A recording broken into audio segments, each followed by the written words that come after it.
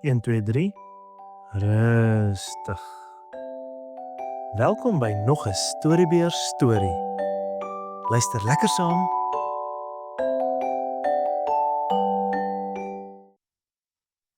Lank gelede in die land van Israel was daar 'n jong skaapwagter met die naam Dawid.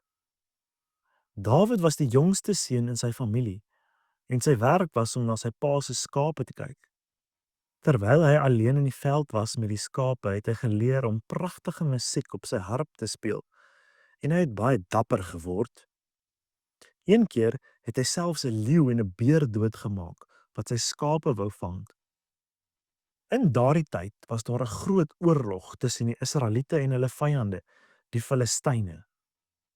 Dawid se 3 oudste broers was in die leer van koning Saul wat teen die Filistyne geveg het. Eendag het Dawid se pa, Isaai, vir hom gesê: "Neem hierdie graan en brode na jou broers in die leer. Kyk hoe dit met hulle gaan en bring vir my 'n teken dat hulle gesond is."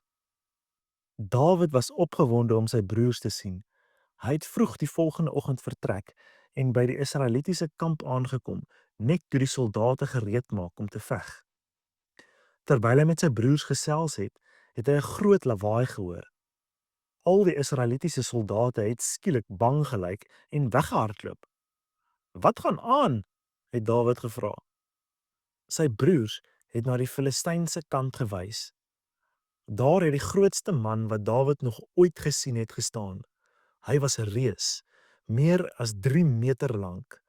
Hy het 'n brons helm op sy kop gehad, 'n swaar borsharnas gedra en 'n spies so groot soos 'n weefbalk in sy hand gehou. "Dit is Goliat," het een van die soldate gesê. "Hy kom elke dag uit en daag ons uit om iemand te stuur om teen hom te veg, maar niemand is dapper genoeg om teen hom te veg nie."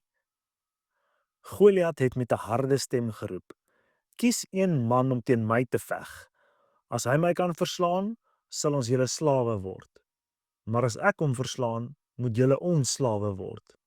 Ek daag die leerders van Israel uit. Stuur iemand om teen my te veg." Dawid kon nie glo wat hy hoor nie.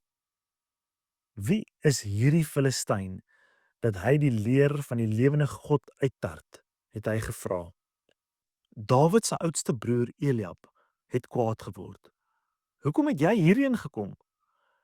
By wie het jy daardie paar skape in die woestyn gelos? Ek ken jou vermetelheid en jou slegte hart. Jy het net gekom om die geveg te sien." Maar Dawid het nie na sy broer geluister nie. Hy het na koning Saul gegaan en gesê: "Laat niemand bang wees vir hierdie Filistyn nie. Ek sal gaan en teen hom veg." Koning Saul was verbaas.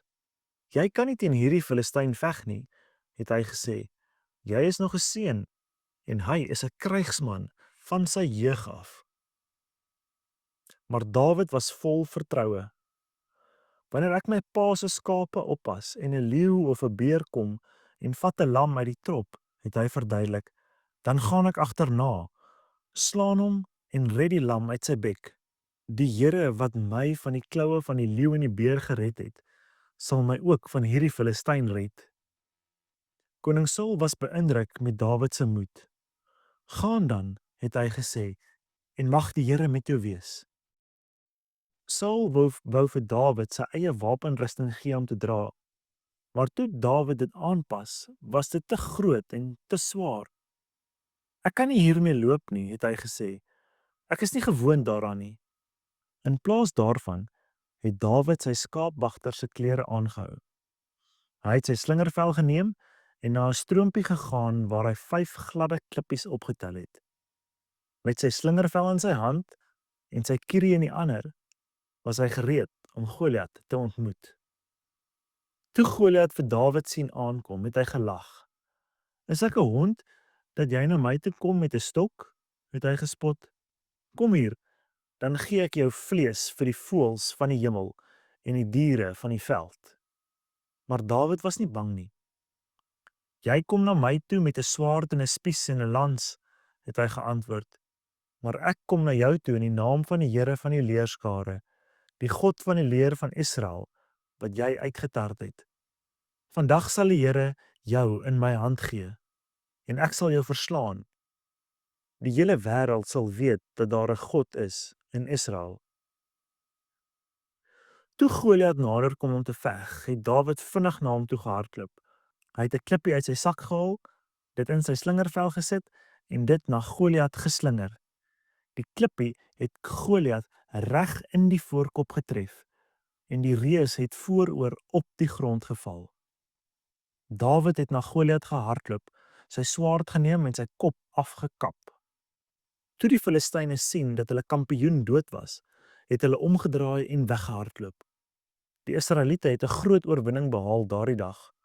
Alles danksy 'n jong skaapwagter wat op God vertrou het. Koning Saul was so beïndruk met Dawid dat hy hom 'n belangrike posisie in sy leer gegee het. Dawid het 'n groot held in Israel geword en almal het liedjies oor hom gesing. Maar die belangrikste les wat ons van Dawid kan leer, is dat dit nie saak maak hoe groot die probleem is wat ons in die gesig staar nie. As ons op God vertrou, kan ons enige uitdaging oorkom. Onthou dat jy net soos Dawid dapper kan wees wanneer jy op God vertrou. Selfs wanneer probleme so groot soos reuse lyk, is God altyd by jou om jou te help. Fluit, fluit, my storie is uit.